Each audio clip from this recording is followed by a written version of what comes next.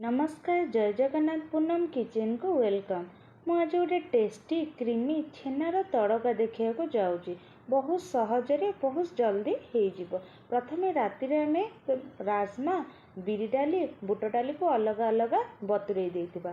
तापर मुझे गोटे कुकर नेली राजमा को भल भाव में धोई से राजमा देली टिके पानी देली हलदी गुंड लुण पकई ताको सीटी लगेदबा। 3टा सीटी दबा। 3टा सीटी देला परे चेक करबा से केते सिझी। मुझे बर्तमान चेक कली सिझिनी आउ टिके सिझिबो टाण अच्छी। से राजमा रे आमे बुट डाली आ बिरी डाली को भल भाव धोई से पकईदबा। हेते टिके पानी दबा। पानी देला परे गोटा डालचीनी गुजराती टिके दबा, गोटा रसुण दबा, कटा पियाज दबा। तापरे आमे से चामुचे तेल दबा, कंचा लंका दबा। तापरे बस ताको बसई दबा। सिम रे 3टा ରୁ 4टा सीटी लगेगा। तापरे हेमदस्ता नबा से गोटा रसुण अदा को भल भाव में छेची दबा। तापरे गोटे कड़े नबा, कड़े रे किछि तेल नबा, से अदा रसुण छेचा को से पके भल भाव में भाजीबा।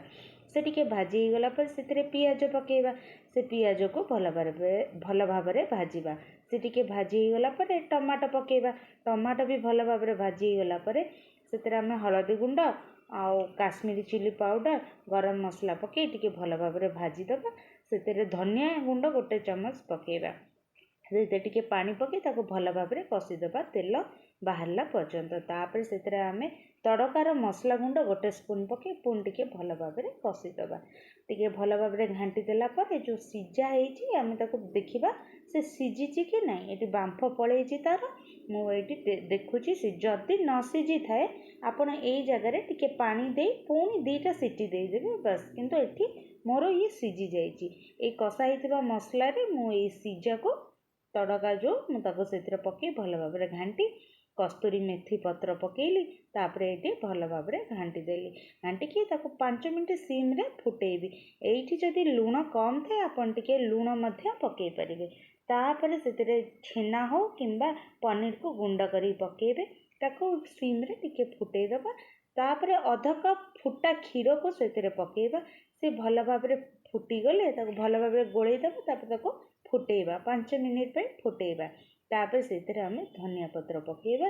ताको धनिया पत्र पकई टिके आउ 2 मिनिट फुटई दबा। बस रेडी आमर क्रीमी छेनार तड़का। आपनको ये रेसिपीटी केमिति लागिला मते निश्चय कमेंट बॉक्स रे जणेबे। आपण जदि मोर फेसबुक देखुता निश्चय फॉलो करेंगे। आउ यूट्यूब देखुले निश्चय मो चैनल को सब्सक्राइब करेंगे। Thank you. जय जगन्नाथ। नमस्कार।